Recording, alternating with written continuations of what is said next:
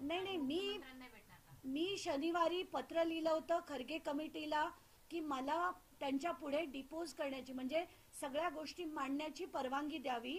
तर ते त्यांचं मला सोमवारी कळवण्यात आलं त्यांच्याकडनं की तुम्हाला गुरुवारी दुपारी 3:30ला मंत्रालयात बोलवलंय तुमचे सगळे कागदपत्र घेऊन.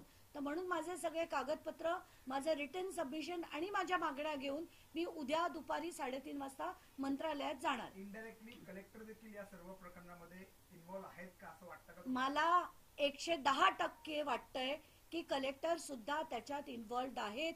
कारण 16 तारखेला जर त्यांना ही माहिती होती तर 16 जून 2025 पर्यंत, नोव्हेंबर 2025 पर्यंत कलेक्टरांनी काय केलं हे त्यांना सांगणं गरजेचं आहे. तुम्ही मुख्यमंत्र्यांनाही भेटणार उद्या म्हणजे मंत्रालयात जाताय?